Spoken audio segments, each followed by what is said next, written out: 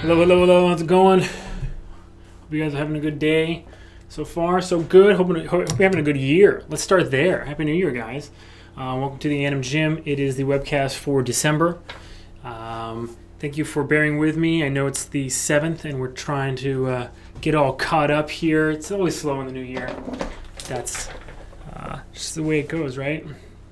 I don't know anybody who isn't completely turned upside down when they get back to work. I swear to God, I came back to work and I was like, I don't know how to play this game. How do you do this?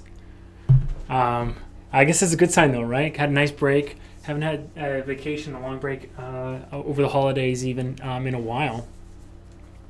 But here we are. How's the sound? How's the video? Everyone loaded up, ready to go? Let me just really quickly, before I get started, I want to make sure that I have everybody. I have the entries here. I think there's 5. No, I only have 4. I have James Robotham. I know I asked you how to say your last name. I'm sorry. I'm just going to say Robot Ham. I have Eugene Sasu, Monica Gee, and whose is this? Just says Dropbox Anim. Uh-oh. Let me just figure out whose this is. AnimGym. I think it's...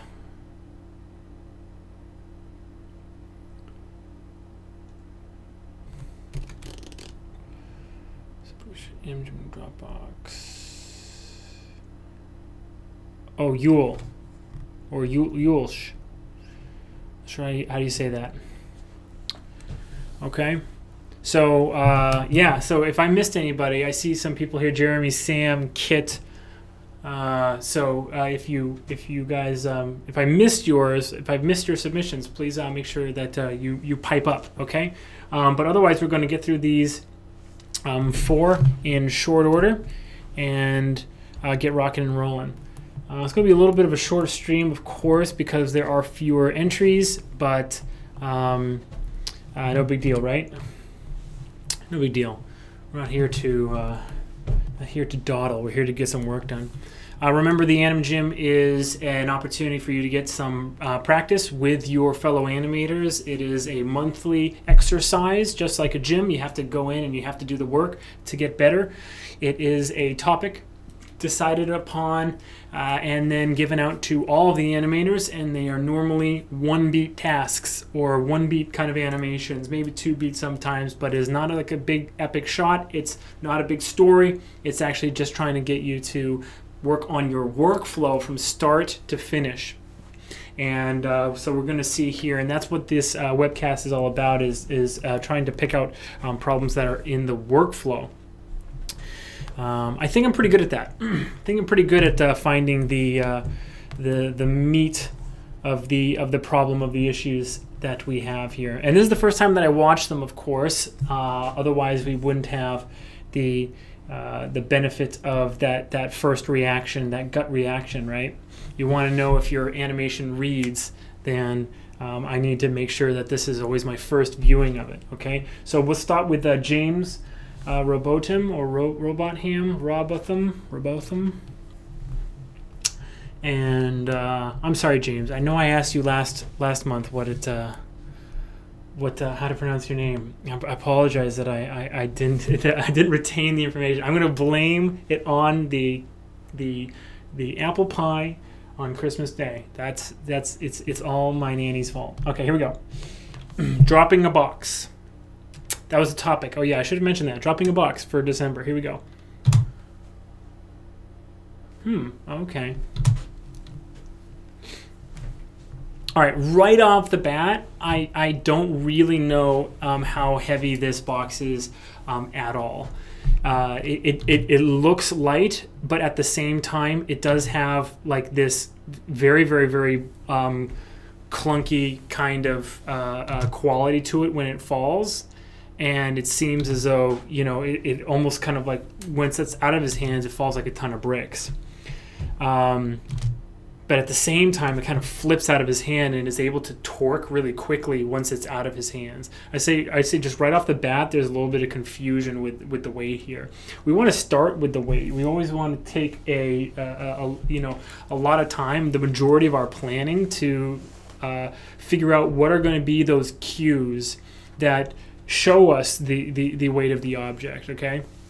I always say that each shot is put on earth to show us something, right? You might start an animation and you think that it's going to be, a shot that is, a good, maybe you're doing like a combat shot or a combat scene or whatever.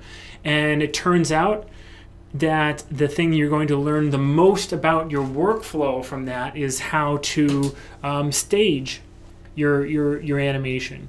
Not necessarily like choreography or combat or contact or two characters hitting each other, but literally just taking the right amount of time and putting the right amount of attention into exactly where everything is just going to like start and framing it right so it's not totally confusing.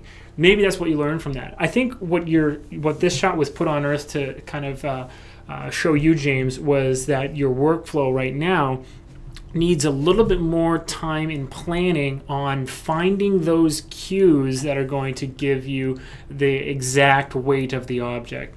If you guys remember from the December lecture, I started my own AnimGym submission. Maybe I should bring it up because we don't have very many AnimGym submissions this month, so there's a little bit more time to kind of like go off on tangents here. Let's see here. See if it comes up. No, of course not.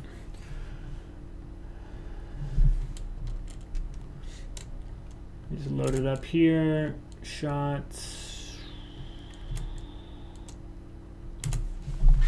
The lecture is on animating straight ahead, but I started my AnimGym with a straight ahead version, or I animated this straight ahead, this version of me dropping the box. So we have my character and he drops it like that, right?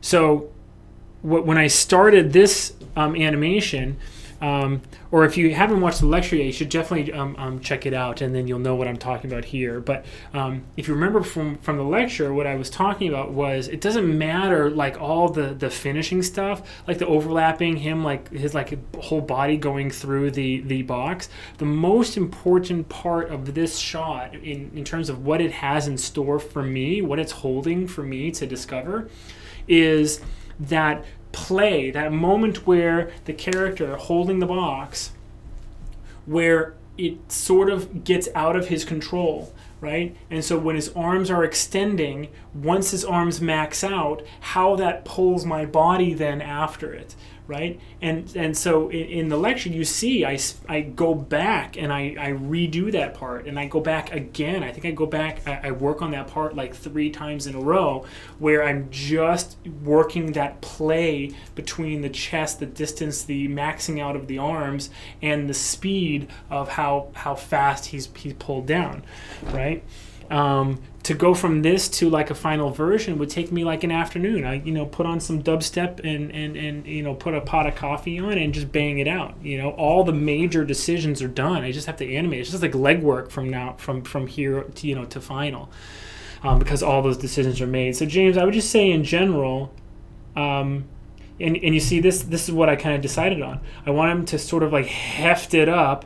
I did that with the body, and then the box itself takes this arc to it, but then once it maxes out, look how much how quickly it pulls his body down to it, right? So I was very happy with how much that kind of worked out, and those decisions seemed like they were panning out for me.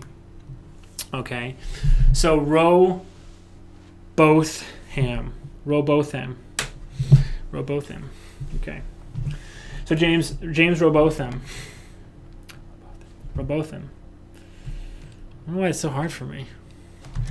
So James, yeah, just however much time you spent, on taking, trying to find the cues for the weight of this object, spend a lot more time.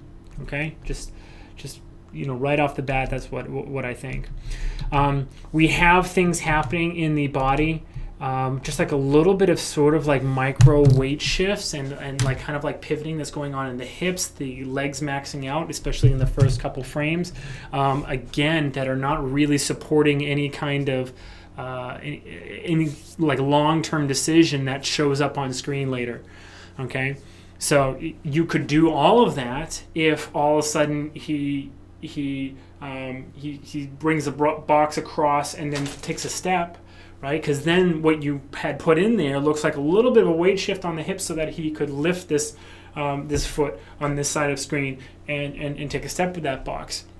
It seems as though it amounts to not much more than counter animation or just like movement to keep him alive, but also kind of like centered as he's reaching for this box.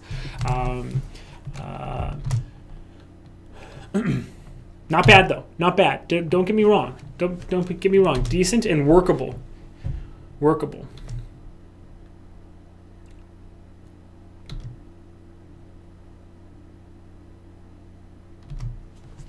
For my purposes, I would say that where you would want to have started this instead is, instead of him reaching out and grabbing it, is he already has it. Okay, in film we normally cut on the action, so someone would hand him this box, and like right as the box goes into his hands, then you cut to your shot, right? So he would already have his hands on it, and then I would say he swings it, and then this is what that shot it was put on earth to teach you, right? Like as he's swinging it across, what are the cues in the body?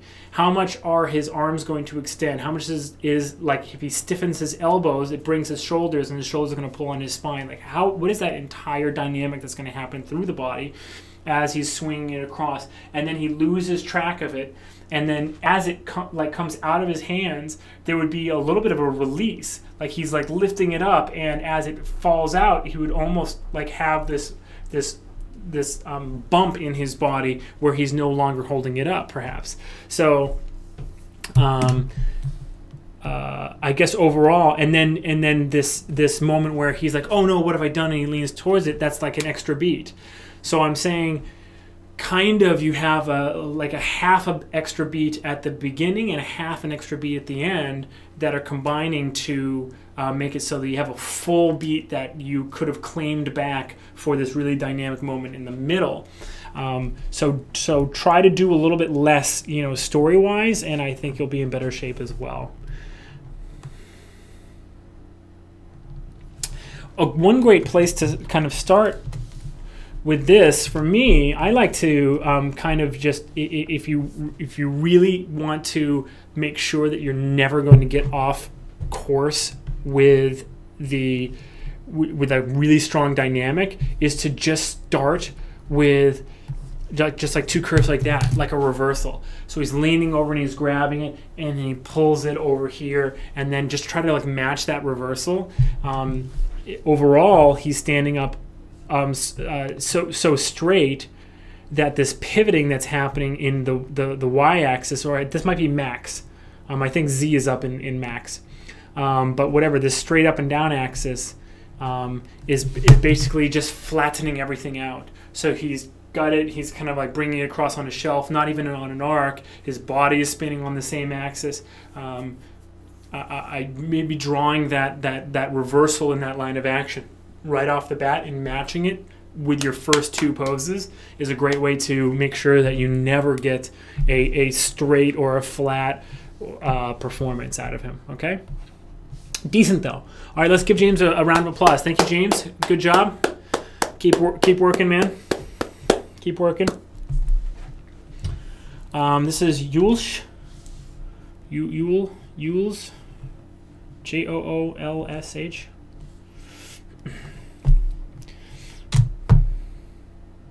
Oh, cool. Cool. Oops.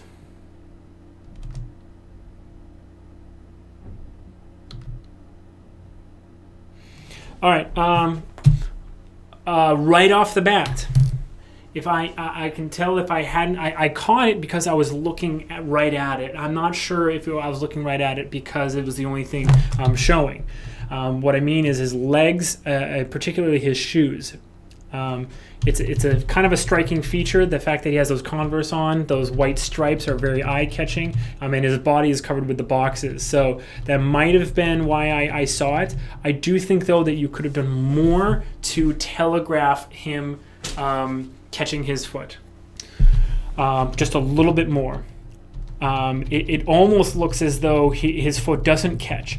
When I catch my foot, it kind of would, I feel like it should come up, and we should get a pose change that happens really quickly and stops really quickly. I'll show you what I mean. Instead of just the foot stopping right here, where it does, I need a yellow pen. I can't deal with this blue pen nonsense. Okay, stopping right here where it does, almost like way over exaggerating how much the foot hooks onto his other foot by having it come up and hook like all the way around, and then get like the knee right here reading forwards. Okay, so that the overall effect is a little bit more of a drastic silhouette change that thunk just like sticks there, and we see it. I've pointed out Presto. I'm not sure to this crowd before, but definitely in a few other instances, other cases with other animators. The best part about Presto is that the way it was animated was to give the audience always like a couple frames to read those super strong silhouettes.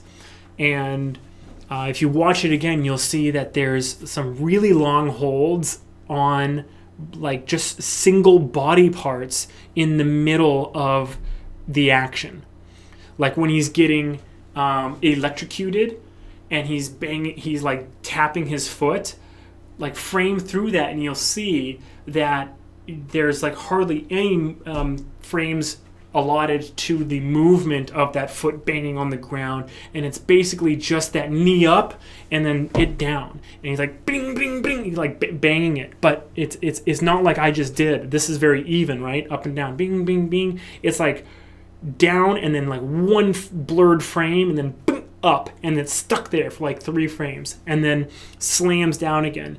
It's very, very, very, very, very, very, very snappy. But if you just say snappy, it sort of negates the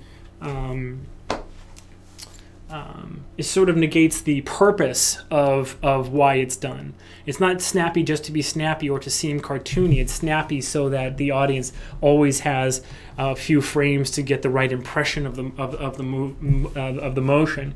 So anyway, looking at this, it kind of feels like your character's foot does hitch, but it does wiggle as well, and it doesn't snap into that pose where it's like uh-oh.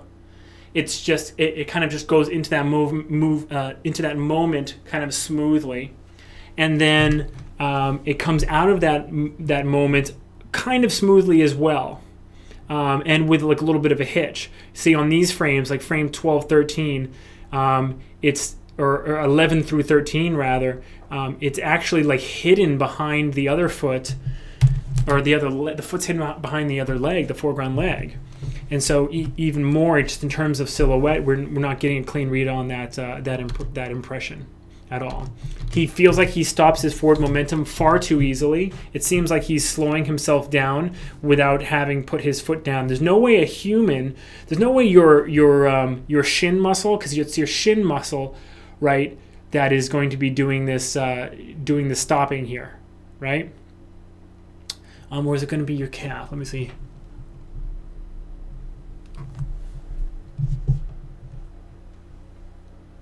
Okay, it'd be your calf. But at any rate, there's no way that you'd be able to stop this falling momentum if your center of gravity is ahead of your planted foot, right? And especially if that leg is totally straight. You're traveling. Just guess what, Buster? You are traveling at that speed. That's it. That's the speed you're at until you get something else down. So the fact that he like really decelerates, you know, between like 15 and 20, and he's almost going just straight down on frame 28. But by the and all this happens before he's able to plant this foreground foot, makes very little physical sense. Okay, don't forget about inertia. This week's video mail is all about inertia. Okay, don't negate the huge effect that your inertia will have on your body. I would expect just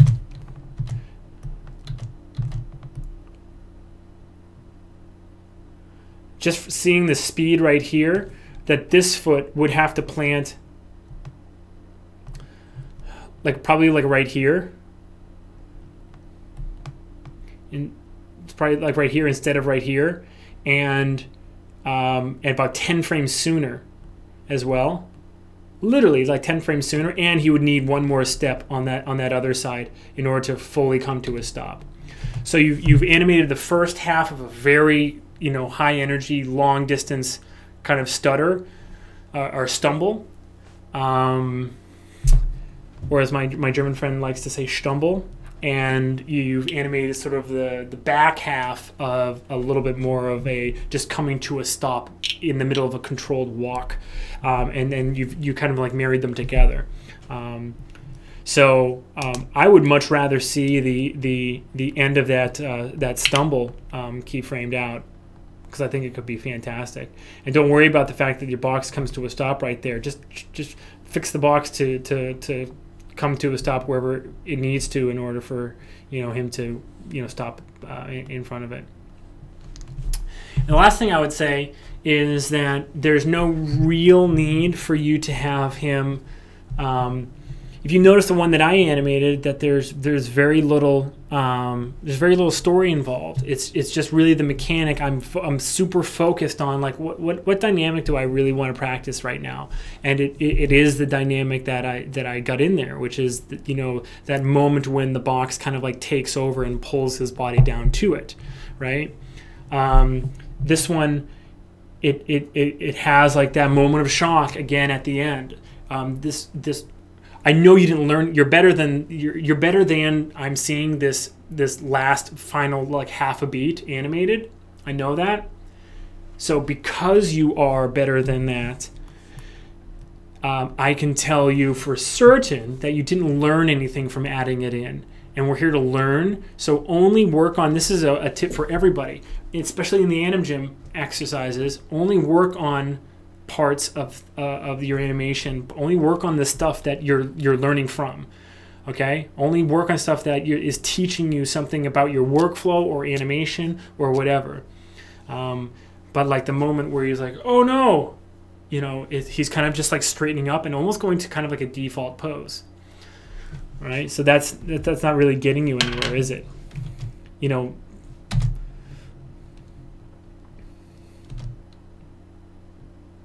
You know, this could have been 48 frames, right? 48 to 72 frames. That's the frame range, right? I won't ever give anyone some beef about doing one shorter than 48 frames. You're definitely not allowed to do anything longer than 72, but this would work perfectly as a 48 frame one. In fact, I'm just going to hit out right here. I'm going to trim it to selection.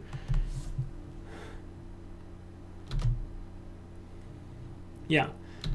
This is the frame range that you should work on, you know, if you're going to polish this up and do some more with it, I would say. Okay, but start with having him cover twice the distance, and don't have him slow his forward progression. It's probably your Z, if I'm looking at your axis correctly. Yeah, don't have him stop that Z progression until he gets that other foot on the ground. Until then, that lunge forward that happens as he starts losing the box, you know, on you know, around frame 15, I think I said. That's the speed. That's his movement, right? So one way that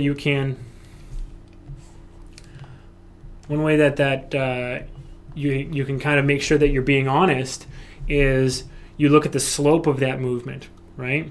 Because slope is basically speed in the graph editor, I mean, right? So if he lunges forward like this, right, this is your slope. So do yourself a favor, and on the keyframe where you want him to put his foot down, put a keyframe and then continue that slope. And then his body's gonna move way past where his feet are right now, but at least you're being honest. Bam, this is where the foot goes down, and then you can slow him down after that, right? You can slow it into that stop. I do this trick all the time. I'm like, how fast is he moving? I don't know. I don't care. I'm just going to key it in, and this is when he can start slowing down. That's kind of the way you should be thinking about this, okay? Cool. Let's give a round of applause. Great work. Keep it up. Thanks for being in the AnimGym. Very cool. Okay, Eugene Sasu. Ooh, I love Buff Morpheus. There's just something so funny about Buff Morpheus that it just makes me smile. Ooh, cool.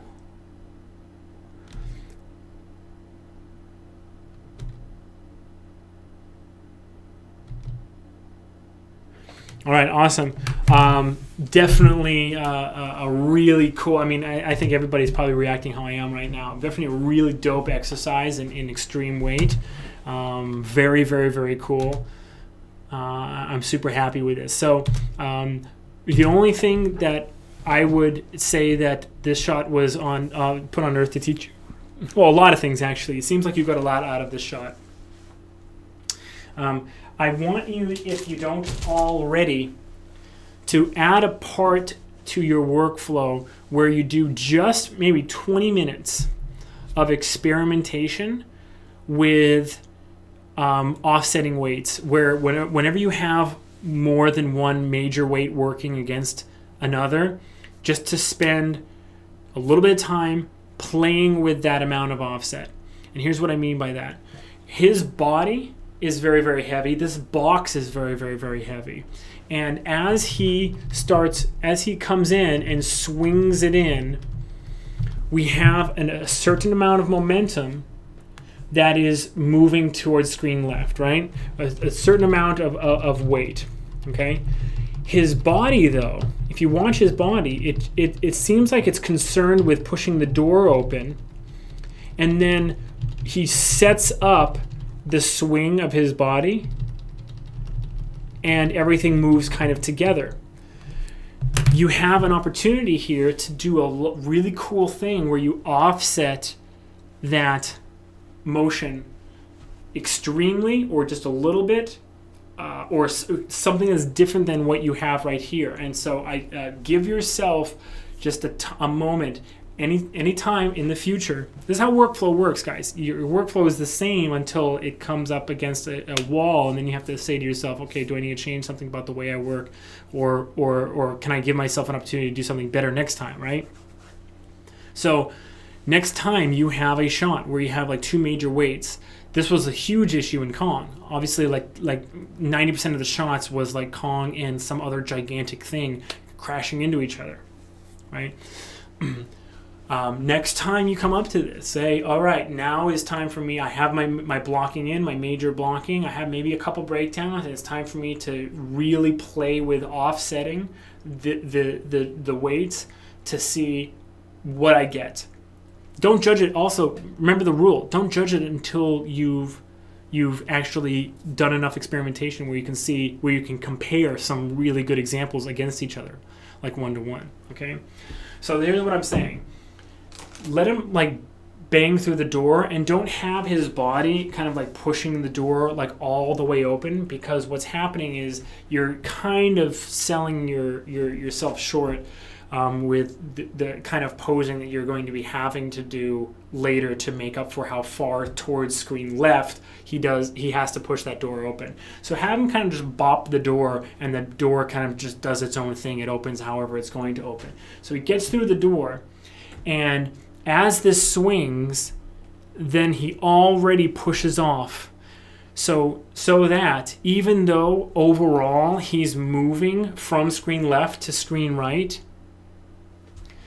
that motion of the box going up is still happening.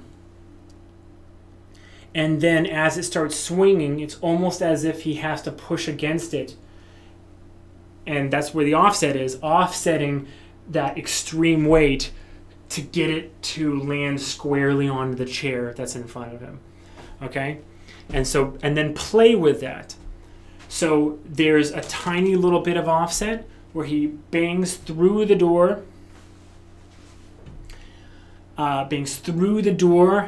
and see how I just move just a little bit before that box, and then it's on there, right? Yours is pretty much like right on.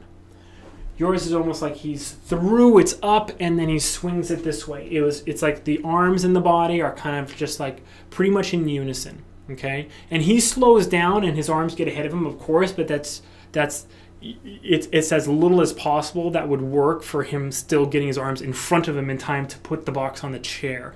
So at any rate, that's like a tiny bit. An extreme amount would be he bangs through the door flies open, and he almost is already stopped and is taking almost all that time to be moving forward as those arms swing up, and then swings it like this. You see how I'm not concerned even really with like how slowing this down. I'm just taking a step towards, and the arms are so offset that it's almost opposite movement. I bang through the door and it's already up, and I'm just moving forward, and then it swings and I'm backwards as it lands. Okay? Not too hard. That's why I said 20 minutes. It might take you, 30 minutes, 40 minutes, or an hour, but however long it does take you, that is the sort of those are the knobs in this shot. I know it's really old, so I don't expect everyone to have seen my advanced workflow lecture. It was one of the first ones I did for KennyRoy.com over 3 years ago. It's almost 4 years ago now. But I liken when you have total control over your scene, and you have total control of your workflow. When you get to a certain point in your shot, it's almost like you have a mixing board, and like little sliders and little knobs that you can adjust just to make everything exactly what you want it to be. So that's a really fun place to be in your shot, where you're just like, okay, what do I want this to look like? Well, I don't know. Let me just play with these knobs, right? It's not even like you're animating anymore. It's like you're mixing ideas. So those are the knobs, I think, in this shot, where it's the amount of offset, and you can do it almost just by retiming in the graph editor, and then just like cleaning up some poses here and there, where necessary. But yeah, definitely the amount of offset of the body and that box going up is really a cool opportunity to play with. I mean, they're basically together. You have him taking a step, but he's very slow. I would say that this is 10% of what it totally could be. Very cool though. I like the little addition of that face, like as he lifts up on it. That's cute too. Little details like that actually make me very happy. This background leg, especially as he puts the box onto the chair, is far too static. It probably would need to slide or at least lift a little bit. This screen left foot is taking a very, very odd pose and sort of like a weird trajectory to get lined up here on the front. Instead, probably just have him pivot on the toe of this foot and then slide it once this one plants, once the screen left one plants, would be the way that I do it. He's a little bit stiff in the spine as he places the box, and I think the box is too big for the chair. It might be just silhouette that's playing against you, but it doesn't look like the box is even halfway onto the chair, which would be necessary, right? Unless there was like a ton of bricks right here and then like a box of tissues right here. But yeah, it's just a little bit visually odd to see him balancing this box that clearly would not balance on that chair. Okay? Cool. All right, thank you, Eugene. Very good work. Very good work. That's a clap and a half. Monica, let's finish up strong here. Remember, it's my first time seeing this.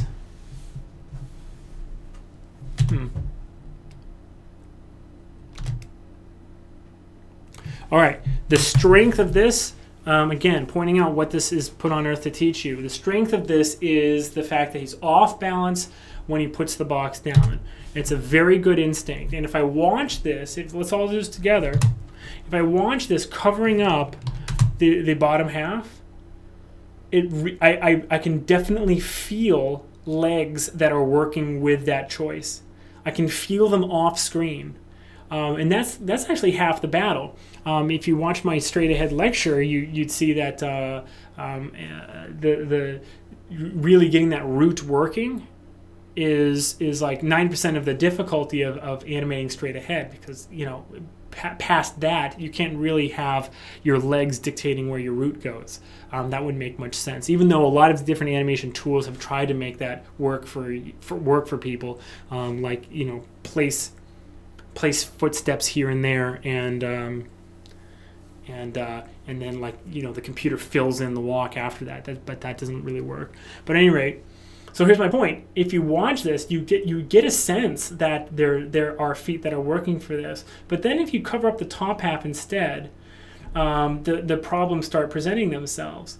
You have a character taking one step and then a stutter, sort of just a step and close, and the planted foot stretches immensely, and the heel doesn't even come off the ground, and the foot that closed, the stutter close, lifts off the ground, but kind of backwards in screen space.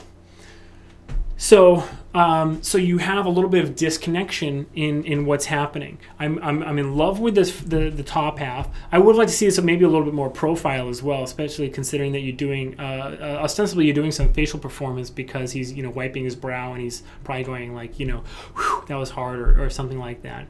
Not essential, but anyway, just want to point that out. I mean, you have a strong upper body performance, and I would just love to see it connected a little bit more to that lower body performance. So what to do? Normally the foot that closes is not going to be the one that lifts up, because it closes that distance. And I hope you guys know what I mean by close. Like, you take a step and then you don't take when the foot doesn't take another step past that one, you're just closing, right? So the foot that closes normally doesn't lift up. Why? Because you're coming to a stop, and you're closing because your weight is coming a little bit more central, and if anything, there's a little bit more weight on the closed foot because you're coming to a stop, right? So if anything, you normally pick up the other foot rather than the closed foot. But even if you did want to pick up the closed foot, I would say that the planted foot would need to come up on its toe, and maybe even like nice and smoothly come up off the ground, just roll off as if he was taking a step, and just explain it with him being pulled onto the top, like he is, onto the top of that present. And then he can come back down. So it's almost as if he's being pulled even off of his feet. The one thing I would say to make that work a little bit better is to take a look at these arms and make a different choice as to where he's holding the present, because holding it down here, it doesn't really give you much versatility in terms of telling a kind of like a fun physical story. Here's what I mean by that. If you put the present down and this is the point of contact, then if you look at this point of contact right here, here's the distance between that. So here is basically the distance. This is an arc, right? This is the distance that basically you'll get out of that present kind of like hitting and rotating down. And this distance, like from here to here, this distance is not actually enough to explain him kind of like getting like pulled onto this box. You would need something, you need a lot bigger of a distance, wouldn't you? So instead, if his hand is up here, right, what do you get? This this point of contact, if the box is tilted up like this, right, and the hand is up here, it goes this distance, right, and this distance is far greater, meaning if he's holding on up there and the box goes down, see how like the box, this is like the box like rotating onto that thing, all of a sudden I get pulled and I get lifted up, my leg lifts off the back, and then I come back down like that. So you actually needed a better hand position to sort of explain him getting pulled onto the box. In order, you know, it's especially just considering how much movement we have in the body already. I would also go through this one more time, and I would take a close look at the arc in the body, and I would make it a lot more arced. He's being pulled forward and up, and it's in a little bit of an arc. I would make it just a straight up arc, and then match that with his hand position, the arc that his hand takes when he gets the present onto the sleigh itself. Does that make sense? I hope this makes sense. If nothing makes sense, the chat has gone a little bit quiet, so I don't know if anybody is hearing this. But be that as it may, yeah, those are the two major issues. It's just the legs are basically disconnected from that upper body performance, and your hand position kind of doesn't give you any versatility in the kind of poses that you want to take. Okay, so that will do it. Let's give a round of applause to Monica. That was a lot of fun. That was really cool. Lou Bear has a question. Yeah, I got a second. Let's do the question. What's up?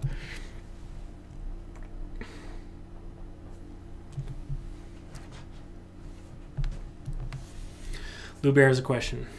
I'm waiting for the question. For those of you who are watching the replay right now.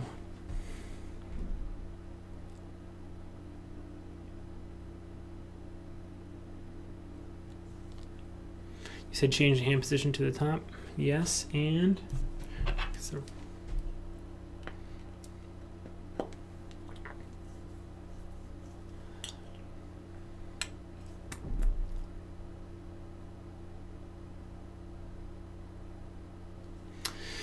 I see your point. Yeah. So there's a lot of appeal between, the question is, there's a lot of appeal, and I think in the hand being on the bottom of the chin and it tucked like this. I understand that. I hear you. You can I see how this is cute, but you sort of get the same kind of impression if he's holding it like this that you do if he's holding it like this. You sort of do. Maybe this is just slightly cuter, but also this is lighter, isn't it? Right? Because if it's down here, then there can't be so much weight that it would pull itself out of my hands and down like this. In fact, this is almost hard enough to do, and this is a pillow, right? So if he's holding it like this, you sort of get the same, like, it's so cute because it's, you know, it's a little elf and he's holding this under his chin, and it's, oh, look how big that present is, he's such a cute elf. Yeah, I mean, I still feel like you get it. I think it's this, isn't it? Isn't it really actually just the chin that gives you that? Don't you think? And then finally, if you get this on there, I mean, look at this. If here's the point of connection down here, right, and your hand's right here, like, look how little my hand moves, right? But if your hand is up here and you get it onto the sleigh and it rotates down, look, it pulls me. Look how much further my hand goes, right? It pulls me. Okay, great question. Good question. I like questions. So definitely, guys, if you have questions on your shot, and you can put up with the lag because there is a lag between the chat and my video. So if you can put up with that, definitely ask questions. Okay. Cool. I didn't see any more AnimGym submissions sent in as if I had missed them. So I'm assuming that we got through all of them. Thank you for participating in the AnimGym. Remember, it is the monthly animation exercise here on KennyRoy.com. It's free. Just go into the forums and you can participate. If you would like a critique at the end of the month, just be a KennyRoy.com member. It's easy. There is a link to sign up for a free 30-day trial underneath this video. It's been a pleasure. Thanks a lot for joining me. Good luck with your animation. And as always, rock on.